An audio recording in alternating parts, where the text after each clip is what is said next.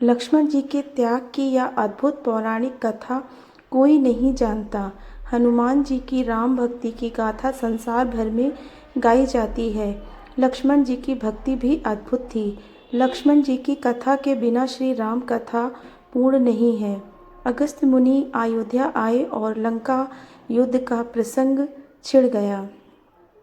भगवान श्री राम ने बताया कि उन्होंने कैसे रावण और कुंभकर्ण जैसे प्रचंड वीरों का वध किया और लक्ष्मण ने भी इंद्रजीत और अतिकाय जैसे शक्तिशाली असुरों को मारा।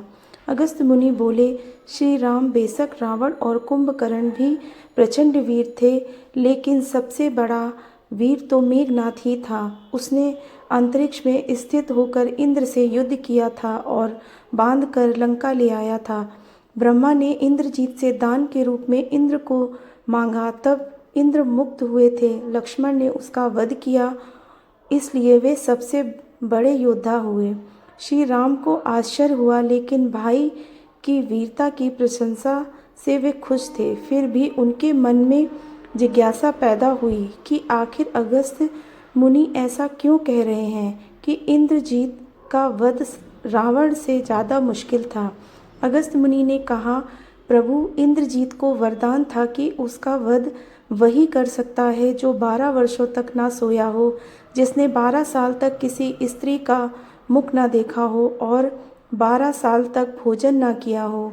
श्री राम बोले, परंतु मैं वनवास काल में 12 वर्षों तक नियमित रूप से लक्ष्मण के हिस्से का फल फूल देता रहा।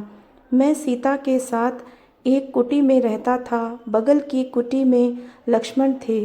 फिर सीता का मुख भी ना देखा हो और 12 वर्षों तक ना सोए हो, ऐसा कैसे संभव है? अगस्त मुनि सारी बात समझकर मुस्कुराए, प्रभु से कुछ छुपा है भला? दरअसल सभी लोग सिर्फ श्री राम का गुणगान करते थे, लेकिन प्रभु चाहते थे कि लक्ष्मण के तप और वीरता की चर्चा भी अयोध्या के घर घर में हो। अगस्त मुनि ने कहा, क्यों ना लक्ष्मण जी से पूछा जाए। लक्ष्मण जी आए। प्रभु ने कहा कि आपसे जो पूछा जाए उसे सच सच कहिएगा। प्रभु ने पूछा, हम तीनों 14 वर्षों तक साथ रहे, फिर तुमने सीता का मुख कैसे नहीं देखा?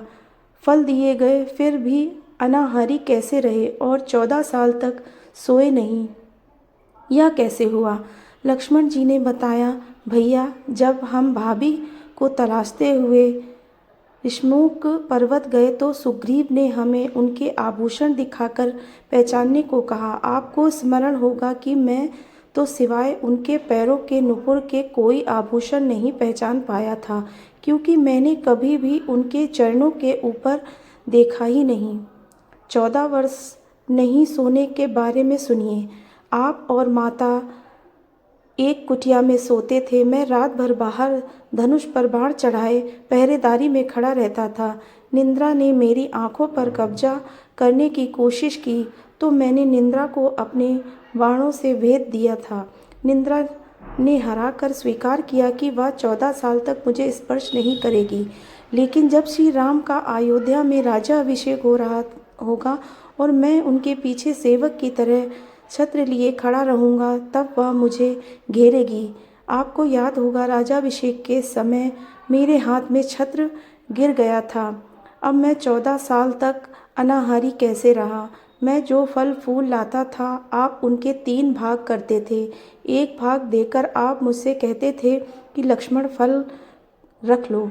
आपने कभी फल खाने को नहीं कहा। फिर बिना आपकी आज्ञा के मैं उसे खाता कैसे? मैंने उन्हें संभाल कर रख लिया। सभी फल उसी कुटिया में अभी भी रखे होंगे।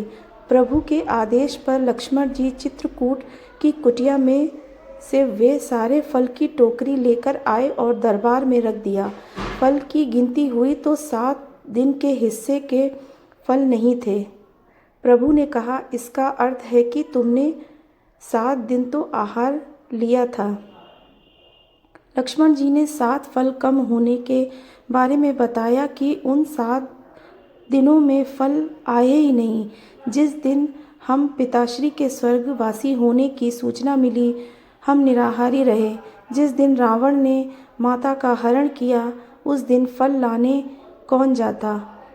जिस दिन समुद्र की साधना कर आप उससे राह मांग रहे थे, जिस दिन आप इंद्रजीत के नागपाश में बांध कर दिन भर अचेत रहे, जिस दिन इंद्रजीत ने मायावी सीता को काटा था और हम शोक में रहे, जिस दिन रावण ने मुझे शक्ति मारी और जिस दिन आपने रावण वध किया, इन दिनों में हमें भोजन की सुध कहाँ थी। विश्वामित्र मुनि से मैंने एक अतिरिक्त विद्या का ज्ञान लिया था, बिना आहार किए जीने की विद्या। उसके प्रयोग से मैं 14 साल तक अपनी भूख को नियंत्रित कर सका, जिससे इंद्रजीत मारा गया। भगवान श्री राम ने लक्ष्मण जी की तपस्या के बारे में सुनकर उन्हें हृदय से लगा लिया।